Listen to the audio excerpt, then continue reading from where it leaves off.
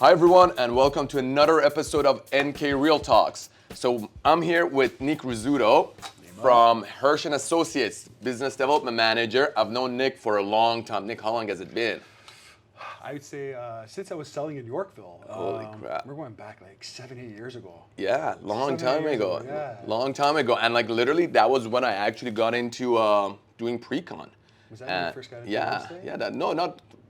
Pretty much. I started doing full time, and then I started doing pre-con, and that was one of the first projects, and I had no idea what was going on. And you were so helpful. I remember I brought clients in, and you were the one that was just like, talking to them, and I'm just standing there. I'm like, what's going on here? Who's buying these things? You know what's funny? I still even remember your clients, Anton Yeah. and his wife. Yeah. And I remember you came in, we took a walk to the Imperial Plaza. We went to go see the views. I remember, yeah. We went to the Yeah, balconies just to get an idea, Yeah, right? yeah, that was amazing. That was a good project. That was a really good project. So that project was one of the good ones that was, in my opinion, really underrated. Because right now, you launch something like that, it's gonna sell overnight. And I remember back then, people had a tough time justifying the price or the concept. But right now that it's done, it's crazy. So much so that I saw assignment prices last year hovering around 1,300, 1,400, and they were renting for $5 a square foot. This is like a year and a half ago. They couldn't even advertise it. My client got $5.25 a square foot. That is crazy. And at the time when we launched, we were around $650 to $750 a square foot. Yeah, nuts. So people have obviously doubled their investment over there. Wow. Okay. Those were good times. So what we want to talk about today is you've been doing pre-construction for a long time, and I know a lot of people that are right now in the market have a tough time understanding why someone would buy pre-construction as opposed to resale. I mean, there's so many benefits of it, and we've talked about a lot of it.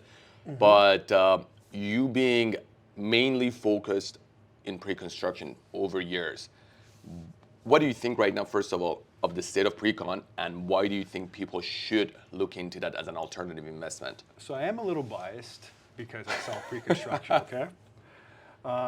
Resale agents are gonna love the resale side, I get it, right? What I like is you park your money today and you can carry it on for so many years, right? I mean, we're looking at interest rates right now. We're looking at mortgage pre-approvals to get everything approved. And I'm looking at it like, where's the rates gonna be in the next 3, 4, 5 years, depending on where the project is. So, I mean, you're looking at, you're locking at today's price, and we see a shortage of supply, and there's not enough real estate still out there. Yeah. And immigration, everyone's holding back right now to see where these mortgage rates are gonna go, what's happening with inventory. The problem I have in the pre-construction market is, and I think you can say this too, I notice like when there's a project that launches, why is it every developer launches 3, 4, 5 projects at the same time? Instead of just focusing on one. A lot of agents I talk to, it's like, okay, but Nick, why am I gonna choose your project over someone else, right? So the relationship I have with you and other agents, they get all of me. I'm available, I'm gonna help them, I'm gonna guide them through the process. And I'm gonna say, Nima, what do you need for allocation? What do you need to sell? I will work with you, and you know you're gonna get 100% of me, right? So that's the kind of relationship I'm looking for with agents. And I am very biased. And this is what I admire about you, because when it's busy, you still find the time to answer the question, because I send you a lot of text messages, because clients are asking questions, you're looking for, 100 agents to, give them units, and you still, answer your message. I have no idea where you get the time. But right now, a lot of people may not know this whole term of allocation, because I have clients, I'm like, you know what, we gotta wait, you gotta submit the worksheet to get the allocation. Walk us through the whole allocation process and why people should actually buy on the first round. And if they get allocated a unit, why they should try and stick with that allocation as opposed to try and get another unit on a different floor or something like that. So I got a lot of friends of mine that are pre-construction agents like yourself, okay? So right now I'm working on a project called North on Bayview. And we're selling a couple, and I'm seeing like what agents are helping me right now sell. And those will be the agents that for sure will get allocation. But I have good relationships with everyone, right?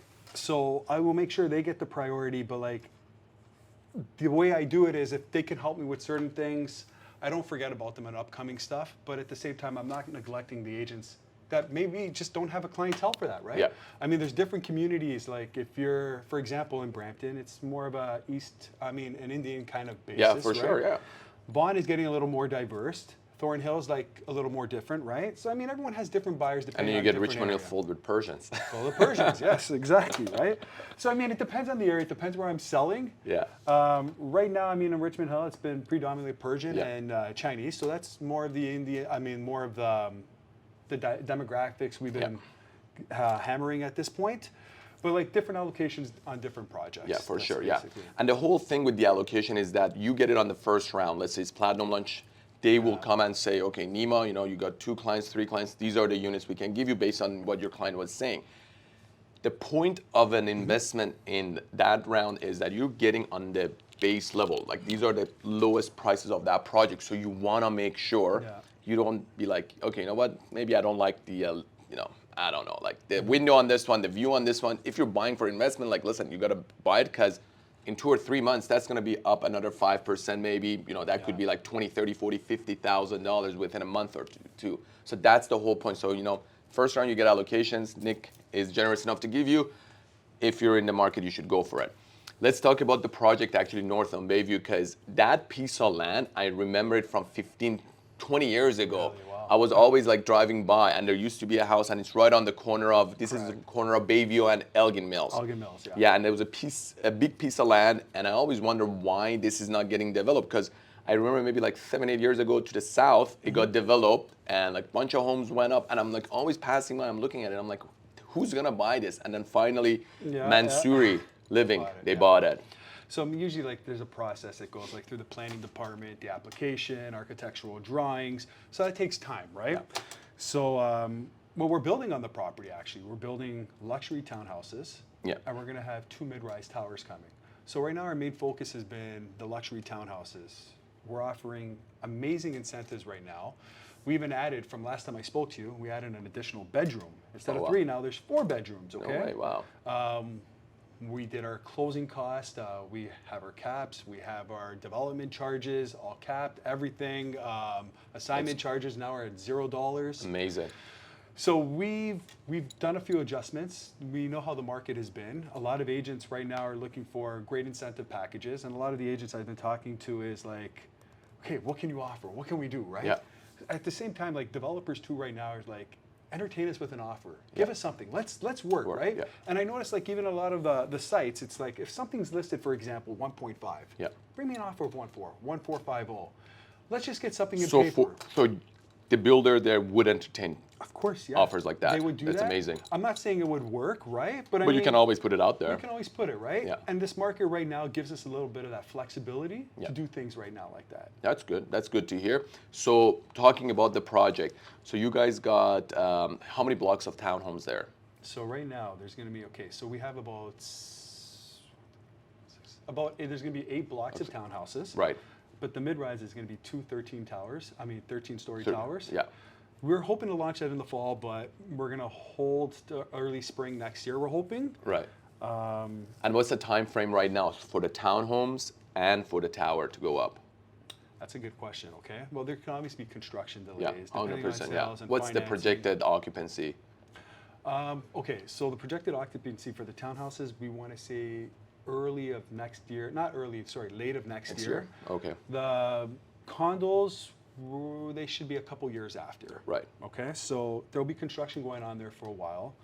The condos right now at the moment, there's been a lot of demand. A lot of agents have been asking us, like, when are you launching the condos, right? Yeah. Our main focus is, we just Because wanna that get- area doesn't have that many condos to begin with. They don't. And I know a lot of people That's want right. to downsize and live in that pocket. That's right. It's a nice place. And the suite mix is going to be interesting. It's going to cater to everyone. It's going to be for investors, end users, Got it. people just trying to get into the market, right? So we'll see where interest rates are when Cool. things launch at that Yeah. point. But there's been a lot of demand. I got agents calling me every day saying, hey, what's going on with the condos? What's Right. happening, right? So that's the whole point. So if you're investing in a condo or anything, you want to make sure you're investing somewhere that's got the demand for it. 1, 2, over there's not a lot of competition. I mean, like if you want condos, you got to go all the way to Yonge. My understanding, there's nothing to the east of it. Like unless you go maybe to Stouffville, there's like some low rises there. There's nothing along that strip from Bayview to DVP. Is there the 404? Not really. Not really. Like I can't think of any condos there. And for the townhomes, I think those are the best looking townhomes I've seen in Richmond Hill by far. Very modern. Yeah. Mansouri is all about architectural. So like the family itself, like even Chirac, the owner. Yeah. Actually, tell us about the Mansouri. Yeah. Yeah, so they come from an architectural background. They really take pride. They're like artisans, like when it comes to like design, looking at the square footage and saying, how can we make this product so unique and so different? Like when you look at our townhouse that we're actually selling right now, there's nothing like it right now on the market. No. I can look at projects, there's absolutely nothing. It's not cookie cutter, it's completely different. And when you buy a product from them, and the brick they're using, it looks so nice. it looks amazing. It's Love it, turnkey, ready Yeah. to go, hardwood throughout, they're asking, 9-foot ceilings throughout. Yeah. The rooftop terrace is gonna be stunning. There's other options too if you wanna put like, an elevator throughout, but like, does the design itself and the architectural side and like how you mentioned, like how the facade's gonna Yeah. look in the front, it's one of a Yeah. kind, definitely. And there are some at the back, I think, that go like that's backing onto a green space, right? Backing and onto a green space. That green space will never be built. So that green space, 6 acres have been donated back to the city. Wow. So they can never touch that, Amazing. which is great, right? So We're gonna make sure to put the rendering there so people see it because it's really interesting to see how the whole project is laid out. And on the corner, you got the tower coming up. correct. Yeah. That's right. That's right. Yeah, it's a really interesting project, and it's I think mostly should be geared. I'm guessing towards the end user. There's going to be like some good larger suites there.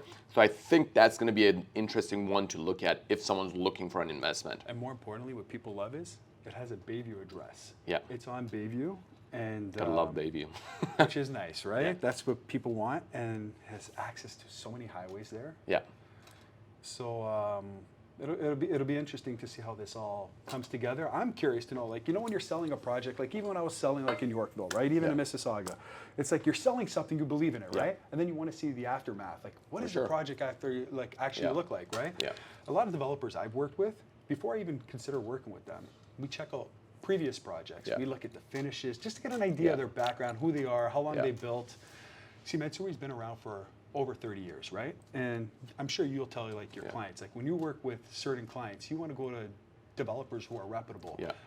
There's a portfolio, right? When you go online, hey, you could say like, I don't know, depending on who you're working with, Pemberton. Yeah. They've done over 40 projects. They're reputable. I know they've owned the Yeah. project. They're going to get stuff done with the city. Yeah.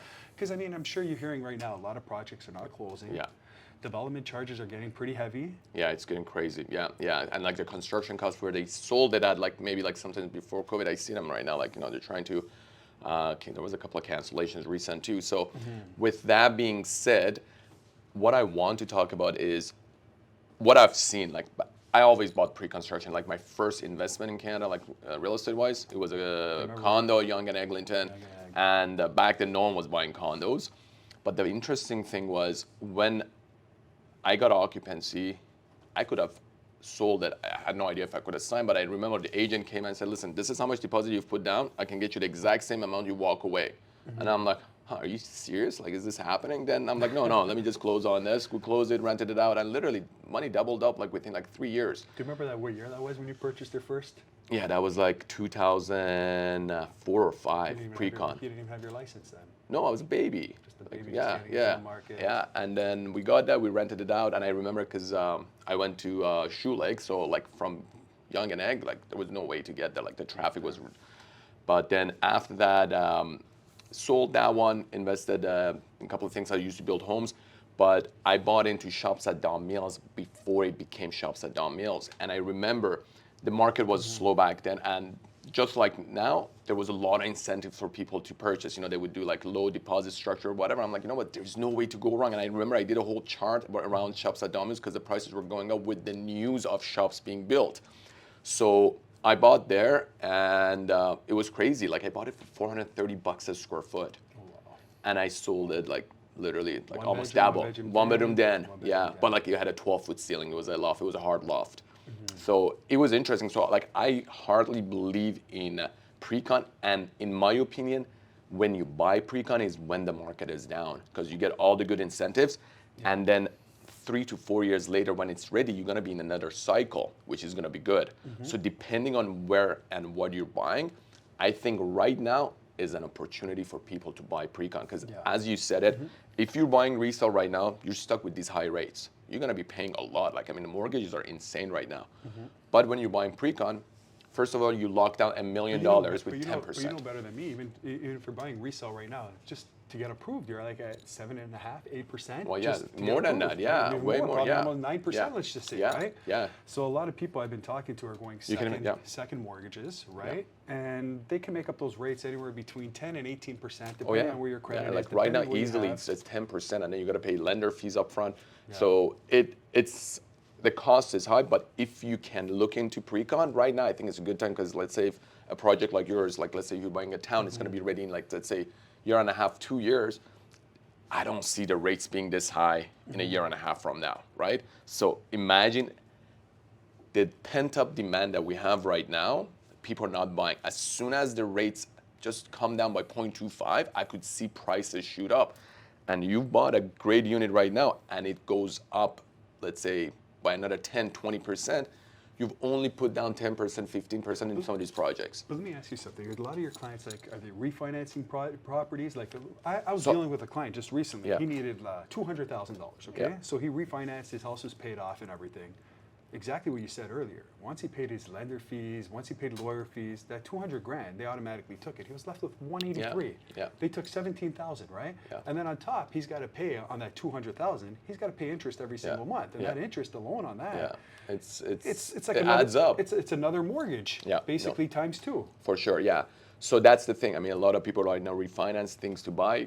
So that's, I mean, again, like each scenario is different, but like the cost of borrowing is high. That there's no doubt about it, and that's why maybe if you have the money investing in a pre-con, it's really good, because again, you're paying a small increment. You lock down, let's say, like the townhomes are what, 1.6, 1.7 to over $2 million, right? And the good thing right now, even developers, like I see projects like, instead of asking like 10% in 3 months, 4 months, I know developers right now in this market that'll take 10% over 2 years. So what's the percentage every single month? Like what's 0.5. So what's the deposit structure right now at Mansouri?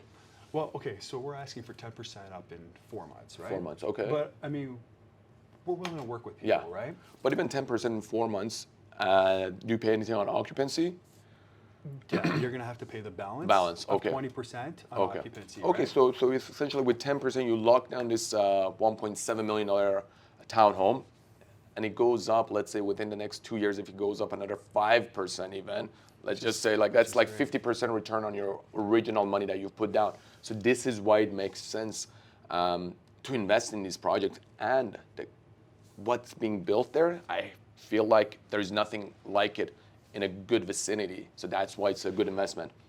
It's so okay. So like I believe in that. It's very luxury, right? Yeah. So most of the people that are buying are like more end users, right? And this is what you want in a project. You don't want investors like, all of it, because then, the investor be more like the condo, right?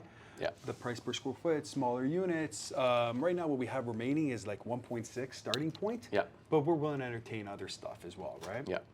Another thing I was going to ask you off topic. At what point, Nima, did you know you wanted, like, I never, okay, so you bought it young and egg when you first started. At what point did you say, you know what, I want to be a realtor? And I want to go after this. Like, you had a Schulich background. I'm sure you That's an interesting question. Consulting, financing. Like, you went to Schulich. I'm sure, Well, it was never the plan to be a realtor. So I started off into construction. So I was building homes, and I got my license when I was in university, second year university. I got my license. The reason I got it was so that I can see what's been sold. So when I'm buying a land, I know what the end product would be, so I can do my research. And through the agents, I wasn't getting the answers I was looking for. So anyways, I got my license, and I never advertised that I'm an agent. I don't know why I was like being a secret agent. I didn't want people knowing. I thought it wasn't cool to be an agent, so I'm like, I'm a builder. So I got my Tyrion license. We were doing custom homes, but what was interesting was I was helping a lot of people, because a lot of people around me knew I was an agent. So because I had the background in construction, they would trust me to take me into these custom homes that they were looking to buy. And I would be like, you know what, these are the things I think is wrong with this. And a lot of people still love the house. They're like, okay, is this fixable? I'm like, yeah. So then we were using these to negotiate the price. And I would even give them the contractors I had to fix these issues.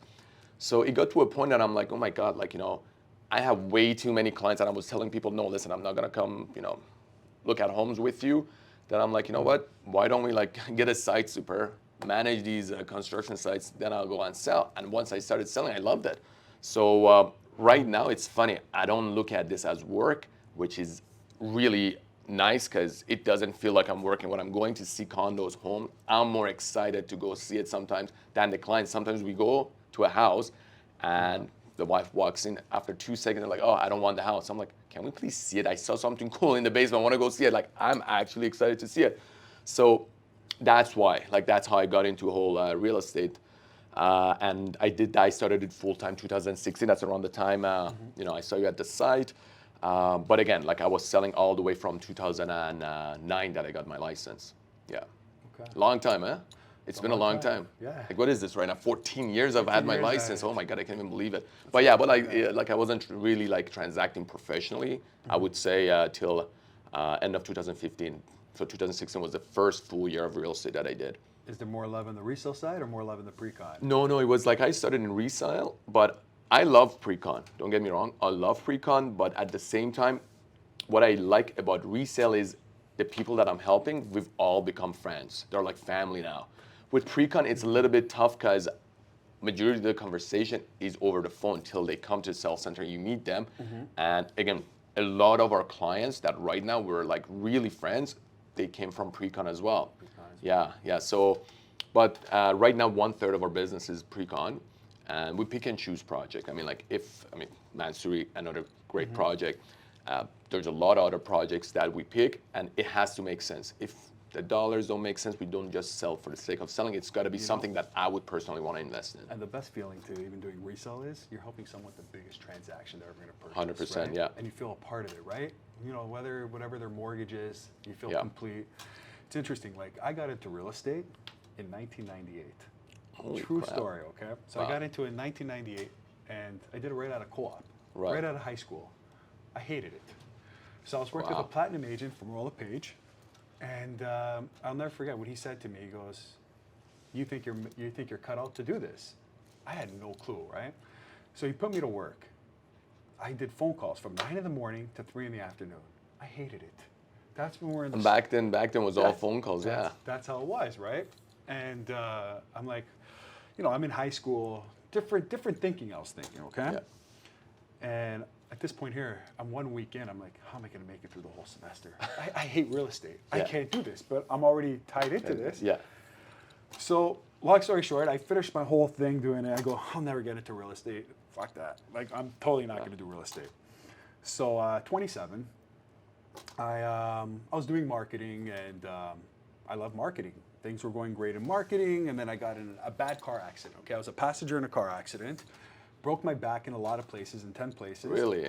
And then it was life changing. And then I bought my first condo. Okay, and I got all excited during that time because I was learning how to walk again. I was 27 years old. Yeah. Like, I broke my back in a lot of places, and I remember I bought my first condo, and I got excited. I couldn't do nothing. I was in a wheelchair for months, okay? Yeah. And I just went into the sales center every day, and I'll never forget the agent I bought it from. Good friend of mine, still to this day. His name's Tony Sprocky from the condo store. And Tony made me laugh because I'd go there every day, and he's like, "You're really excited. You seem like you're into real estate." I go, "I hate real estate." I go, I did real estate in the past. I'll never do it. He goes, "No, not this type of real estate. This is pre-construction." He goes, "You help people." And then which year was that? That was like 2007. Oh, wow. 2007, 2006, around there, right? I think it was 2006, actually. Sorry, 2006. That's when like condos were like picking up. 2006, right? And because 2008, there was a bit of a crash, right? Right, went down, yeah. So it was 2006, I purchased my first condo, and I was there every day, and he's like, "Listen," he goes, "we need help here." Yeah. He goes, "Would you want to work in the sales side?" I got no real estate license. Yeah. So, no, nothing. He goes, "No, we'll hire you as a contract. Come." I was working with a couple senior women that were working there, that were doing real estate for years. Next thing you know, I'm working on the weekends, and it just happened to be like down the street from my house. Not to big my horn, but I started out selling everybody, and I built relationships, and I was doing the emails, the follow-ups, and then on the weekend, like I went in the last 20, 30% of the project left, okay? Like the units that nobody really wants, and I sold everything out in 6 months. Nice. And I sold, like, I'll never forget, I think there was like a remaining of 60 units. I sold like 52 of the remaining 60.